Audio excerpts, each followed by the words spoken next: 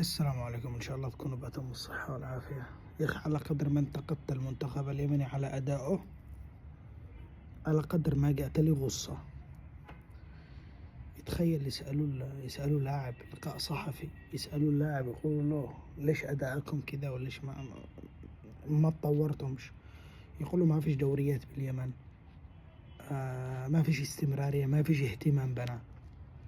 شوية يسألوا المكافآت، يقول له ما فيش مكافآت. طيب راتبكم؟ يقول له والله ما في، حتى ما بوش رواتب. انا كنت راكن معاهم 100 مدري 200 سعودي بالشهر، طلع ما بوش.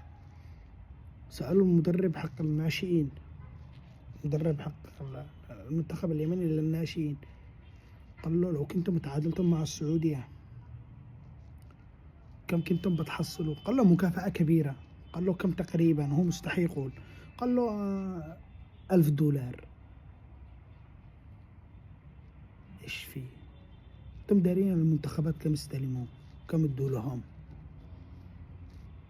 انتم دارين انهم بلا رواتب؟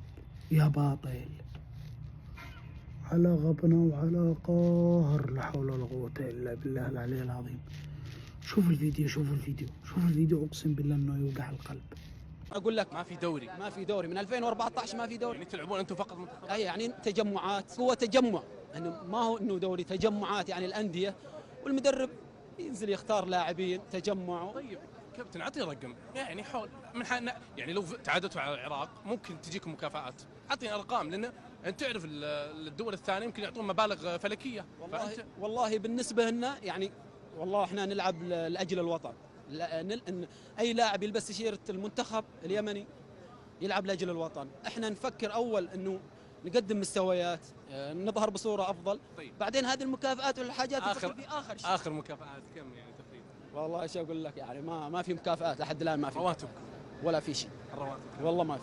يعني بصراحة يعني وضعهم يعني صعب جدا، يعني اللاعبين يعني ما اقدر لو اتكلم يعني اشتي لك وقت تقريبا ارقام يعني. تقريبا. لا والله ما يعني ما تسوى، حرام، ما ينفعش اذكرها، لانه الدوري اليمني ما يقيمش الا. لازم الاعلام يعرف يا كابتن، والجماهير لازم تعرف. لا الاعلام هم عارفين كل حاجه، والله ما حد يعرف. يعرفوا كل التفاصيل، والله ما لكن حد يعرف. لكن لما بيكون في دوري مستدام على مدار العام، دوري هناك بيكون في احتراف للاعبين وفي بترتفع المبالغ، لكن لا، ما فيش دوري الان.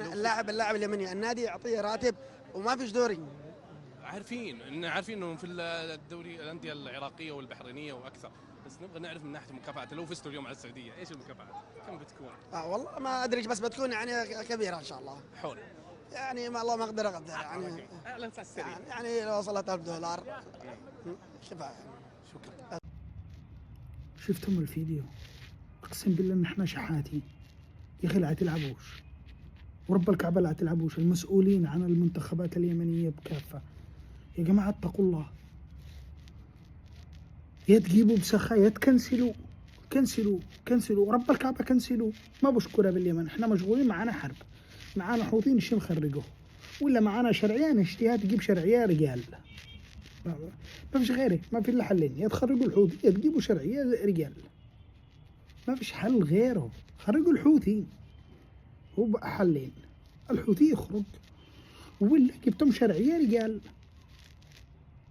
اما تنشغلوا بكرة ونروح نتلطم يا رجال من 2003 لا 2025 ما قفزناش فوز، فزنا على البحرين وعدم مجاملة بفريق ثاني. البحرين لاعبون احنا وفزنا 2-1. يا شاهدين اشهدوا بدقيقة 88. عيب، اقسم بالله العظيم. انا اعتذر لكل اللاعبين اللي لعبوا بالمنتخب اليمني بدون راتب، وتلعب عشان اليمن وعشان الشعار اللي فوق صدرك. بيض الله وجهك. يا رب وصل الله مع اعتذاري بس.